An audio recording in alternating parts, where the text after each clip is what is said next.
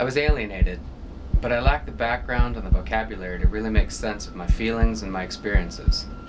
I studied analytic philosophy in graduate school, which means the topics were highly technical and abstract. They just didn't help me much. I had this weird feeling that I was living somebody else's life. And then there were a string of films in which I started to see other people who felt the same way I did. So I remember seeing the comedy Office Space, and this was that was in 1999, and that was while I was feeling it. And you've got there a character, Peter, who is really profoundly alienated. And at some of that time that I was a programmer, I was working in one of those god-awful office blocks like he works in, where the environment, the outfits people wear, the places you end up going for lunch are so dull, you can't believe it. They're the most empty, bland places in the universe, and it's really disheartening. I saw that many of my students were alienated too, maybe most. So many of our students are so passive about so much. I've talked to colleagues at other universities and they see the same thing. I think our students are pretty representative of the nation, in fact, and possibly of much of the Western world. Schmidt's book was key to my understanding.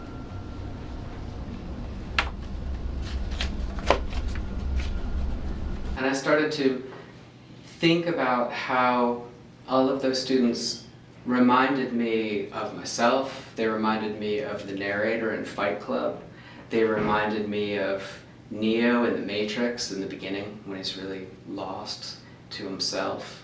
And I started to think again that this condition of alienation that I hadn't yet named was really something that wasn't simply a response to dull work and dull environments, that somehow it was penetrating the culture more deeply than that. And so the students were reflecting back something that they had grown up with. And that's a lack of meaning and value that leaves a person feeling like there's no purpose.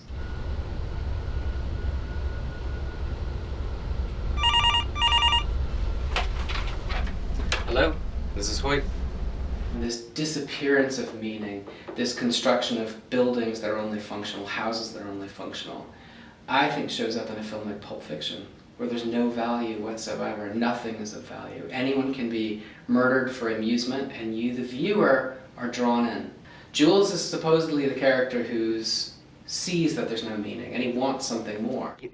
When we got into this thing with the best intentions, really. I never... Oh, I'm sorry. Did I break your concentration? I didn't mean to do that. Please, continue. You were saying something about best intentions? What's the matter? Oh, you were finished. Oh, well, allow me to retort. But the film ends without us knowing that he'll get it. And I think all of Tarantino's films have this meanness to them of saying, I know you want meaning, but you're not going to get it. I really only started to put things together 8 or 9 years ago when I read Schmidt's book. It was pretty lucky that I did. I didn't really mean to find it, it just found me. But deeper than Schmidt, for me, lies Wittgenstein.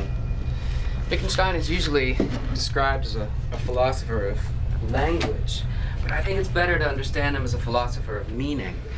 Language, religious ritual, film, architecture, art, they can all be done with meaning or without meaning. And what Wittgenstein was picking up on is the fact that in our modern world, in our modern culture, many of these things are done with no meaning whatsoever. And we feel it, but very few of us can name it. And Wittgenstein's genius was to give us a vocabulary for that. Back in the early 80s, Ridley Scott had this vision of a corporate, highly commercial society. So, from the beginning, you enter into this film and Tyrell Corporation is branded on the seats. A seat in which an oppressed worker sits, being harassed by someone from management.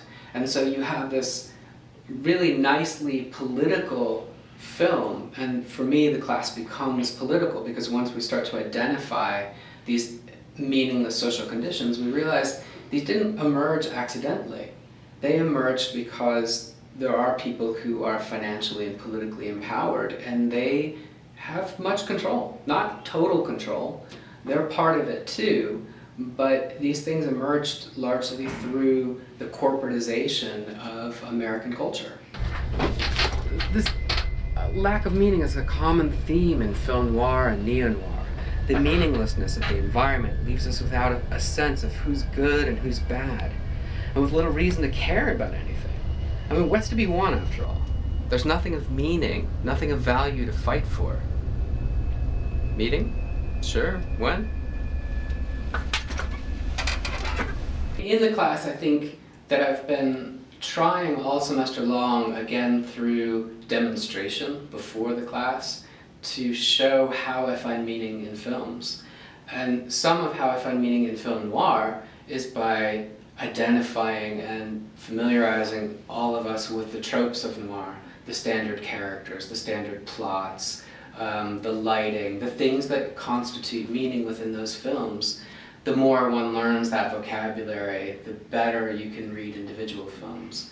And I think it's interesting to take something like The Big Lebowski, where almost everyone has seen it and enjoyed it for great reasons, but they may never even noticed that it's a piece of film noir, or that it's, in a sense, a joke made in the film noir style, or teasing with it, right? And you've got the nihilists there, and the nihilists are absolutely hysterical, and the dude is absolutely hysterical.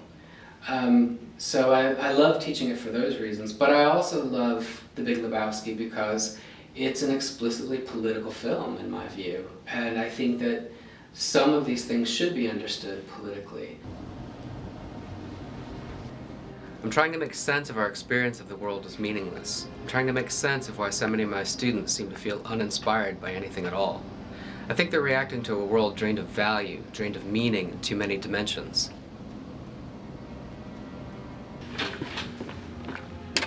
What I really hope is that the class will help liberate me and my students to strive for more, to create more, and to demand more from those rich and powerful people who determine so much of our world. Thanks for coming. Thanks for having me.